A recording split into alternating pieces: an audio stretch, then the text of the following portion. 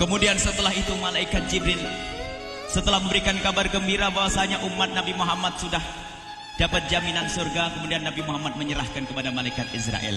Sebab waktu itu malaikat Israel sudah berada di rumah Rasulullah.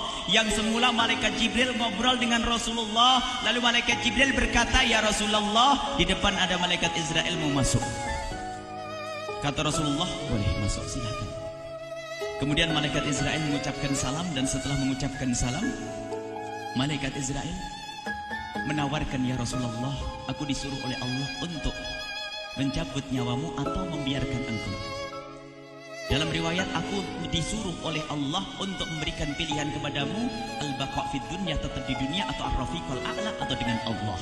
Nabi Muhammad menjawab, ar-rafiqul a'la, dengan Allah. Kemudian setelah itu Nabi Muhammad berdoa agar umatnya selamat. Setelah ada jaminan umatnya selamat, malaikat Israel, "Sudahlah, cabut nyawaku kalau memang sudah waktuku."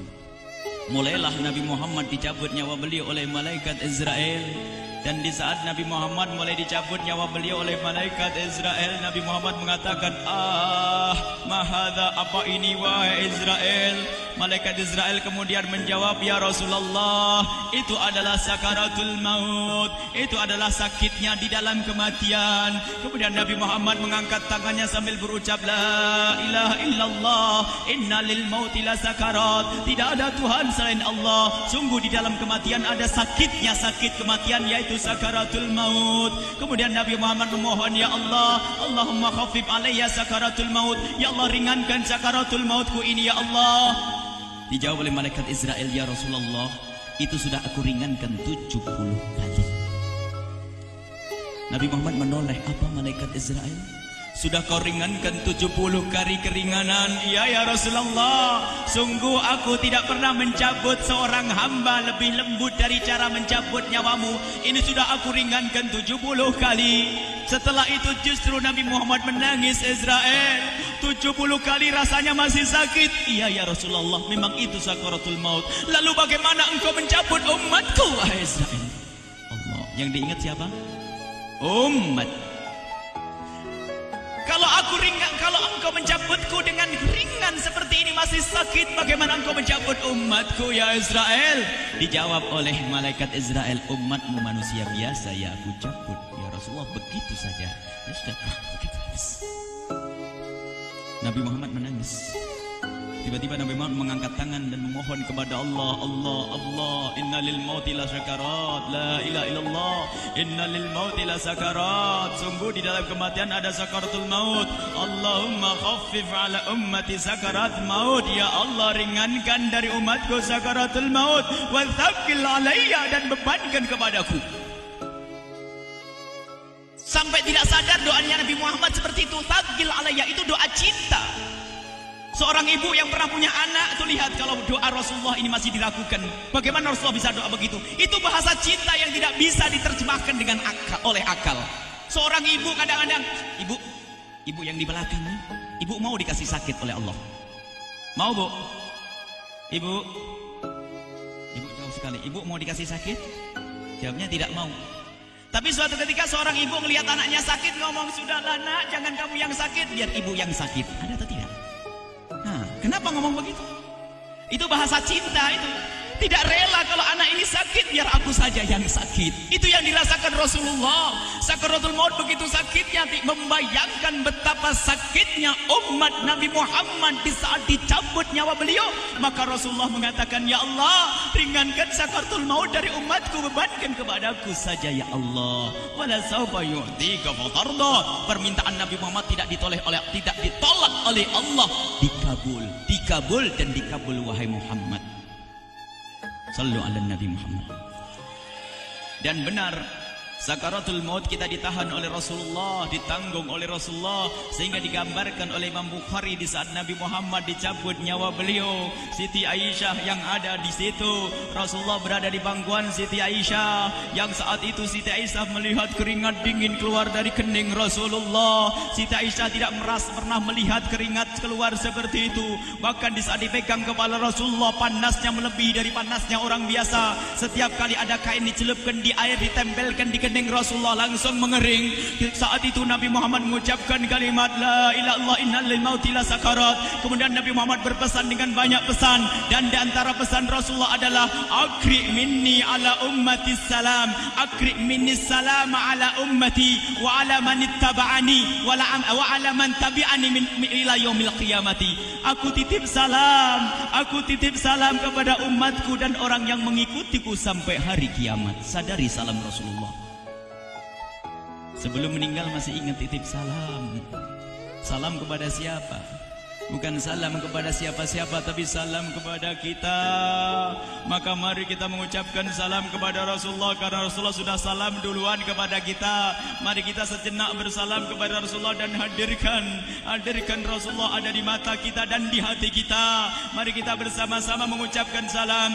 Assalamualaikum ya Rasulullah. Assalamualaikum ya Rasulullah. Assalamualaikum ya Habiballah. Assalamualaikum ya Nabi Allah. Rasulullah mengucapkan salam untuk kita. Dan di saat itu Rasulullah keringat dingin keluar, maka oleh Siti Aisyah diusap. Oleh Siti Aisyah diusap, bayangkan saat itu Nabi Muhammad di pangkuan Siti Aisyah dan diusap oleh Siti Aisyah. Siti Aisyah berkata, keringat Rasulullah mengucur deras hingga aku usap, dan aku usap dengan tangannya Rasulullah. Diusap dengan tangannya Rasulullah. Siti Aisyah memegang tangan Rasulullah sendiri yang digunakan untuk mengusap keringat Rasulullah. Sahabat bertanya, Aisyah, kenapa harus dengan tangan Rasulullah tidak dengan tanganmu? Lihat jawab Siti Aisyah, karena tangan Rasulullah lebih lembut dari tanganku. Sallu ala Nabi Muhammad. Masih sempat nyanjung itu sahabat Nabi. Dalam keadaan begitu masih menyadari kelembutan tangan Rasulullah, jasad Rasulullah, kemuliaan Rasulullah sallallahu alaihi wasallam. Dan aku lebih menginginkan bahwasanya yang menyentuh jidat Nabi Muhammad adalah tangan yang paling mulia di dunia dan di akhirat. Siti Aisyah enggak berani menyentuhkan. Pengennya yang disentuhkan di kening Rasulullah adalah tangannya Rasulullah sallallahu alaihi wasallam. Kemudian setelah itu Nabi Muhammad merasakan sakit yang sangat untuk kita. Kemudian Nabi Muhammad mengangkat tangan tinggi-tinggi mengucapkan la ilaha illallah innal lil mauti lasakarat. Tiba-tiba tangan itu semakin turun dan ditangkap oleh Siti Aisyah. Dan di saat tangan itu jatuh di tangan Siti Aisyah, kemudian tiba-tiba paha Siti Aisyah merasakan berat kepala suci Rasulullah. Dan saat itu Siti Aisyah sadar bahwasanya Rasulullah sudah kembali kepada Allah Subhanahu wa taala. Sallu ala Nabi Muhammad. Siti Aisyah bingung di saat melihat seperti itu. Ditaruh pelan-pelan wajah Rasulullah sambil menangis lalu berkata, Rasulullah sudah meninggal. Para sahabat Nabi pada bingung. Sayyidina Ali tiba-tiba terduduk, nggak bisa berdiri. Sayyidina Utsman nggak bisa ngomong. Ada orang Sayyidina Zaid berkata, aku baru melihat Rasulullah. Setelah ini aku tidak mau melihat lagi selain Rasulullah. Ya Allah, butakan mataku. Aku tidak ingin aku kotori mataku dengan selain Rasulullah. Dan dibutakan oleh Allah. Bermacam-macam kejadian saat itu. Madinah heboh luar biasa dengan meninggalnya Rasulullah sallallahu alaihi wasallam. Dan sungguh meninggalnya Nabi Muhammad adalah menghidupkan hati yang mati kalau orang paham. Tiba-tiba Sayyidina Abu Bakar datang. Setelah Sayyidina Umar mengatakan, siapa yang mengatakan Muhammad meninggal akan aku penggal lehernya. Jangan seperti orang-orang Nabi Muhammad sekarang lagi pergi seperti waktu Musa pergi kepada Tuhannya, kepada Allah, nanti akan kembali kepada kita. Muhammad belum meninggal. Ini adalah karena kecintaan Sayyidina Umar bin Khattab, tidak ingin Nabi Muhammad pergi. Tiba-tiba datang Sayyidina Abu Bakar As-Siddiq lalu masuk ke kamarnya Rasulullah, lalu masuk kepada Rasulullah, kemudian mengecup kening Rasulullah. Dan Sayyidina Abu Bakar berkata, ya Rasulullah, tibta hayyan wa mayyita. Ya Rasulullah, engkau tetap harum dalam keadaan hidup dan harum setelah meninggal dunia. Sallu ala Nabi Muhammad. Hingga sampai setelah hari besoknya meninggal Rasulullah Senin sore, Selasa malam, Rabu dikubur Rasulullah sallallahu alaihi wasallam. Setelah dikubur, Sayyidat Fatimah bertanya kepada Sayyidina Abdullah ibn Abbas, Sayyidina Anas, wahai Anas, hai Anas, sambil menangis Sayyidat Fatimah Zahra, hai Anas, bagaimana engkau tega? Atabat anfusukum antahtu ra'sa Rasulillah. Apakah engkau rela menaburkan debu di atas kepala Rasulullah? Sayyidina Anas menangis kaget, ya wahai binta Rasulullah, kalau kami tidak dilupakan oleh Allah, niscaya tidak ada yang bisa mengubur Rasulullah. Jadi saat itu dilupakan oleh Allah, sehingga mereka tidak menyadari melakukan itu semua. Kalau mereka sadar, tidak akan bisa mengubur Rasulullah sallallahu alaihi wasallam. Ini yang diungkapkan oleh Sayyidina Anas. Kalau seandainya kami tidak dilupakan oleh Allah, niscaya kami tidak akan mampu mengubur Rasulullah sallallahu alaihi wasallam. Kami yang hadir di sini, ya Allah, ingin senantiasa hadir di hati kami kekasih-Mu Nabi Muhammad. Maka kami mohon, ya Allah, jadikan kekasih-Mu Nabi Muhammad yang akan, ya Allah, yang akan mendampingi kami kelak saat Kau cabut nyawa kami, seperti yang dikabarkan oleh Engkau, seperti yang Kau kabarkan, yang Kau wahyukan kepada kekasih-Mu Nabi Muhammad. Wa absyiru bil jannati, semua hamba yang beriman akan menyaksikan surga, ya di saat dicabut nyawa mereka, dan surga, di tempat surga itu yang paling mulia adalah Nabi Muhammad. Maka kami mohon, ya Allah, saat Kau cabut nyawa kami, ya Allah, hadirkan Nabi Muhammad di hati kami, ya Allah. Dan kami mohon, ya Allah, saat di alam barzah nanti, ya Allah, saat yang sangat mengerikan itu, ya Allah, kami mohon hadirkan kekasih-Mu Nabi Muhammad, sehingga kami tidak takut dan gentar lagi dengan malaikat mungkar nakir.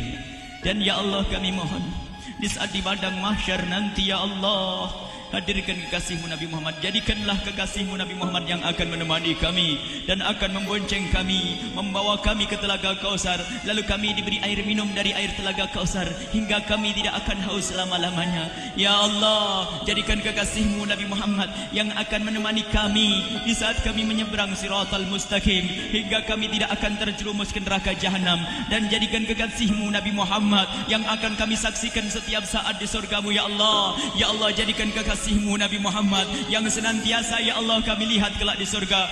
Dan jadikan ucapan kami di akhir hayat kami kelak adalah, ya Allah, kalimat yang kami ucapkan di akhir hayat kami kelak, ya Allah, adalah kalimat agung dan mulia, La ilaha illallah Muhammadur Rasulullah. La ilaha illallah Muhammadur Rasulullah. La ilaha illallah Muhammadur Rasulullah sallallahu alaihi wasallam. Rabbana atina fid dunya hasanah wa fil akhirati hasanah wa qina adzabannar. Wa sallallahu ala sayyidina Muhammadin wa ala alihi wa sahbihi wasallam. Walhamdulillahirabbil alamin. Al-Fatihah.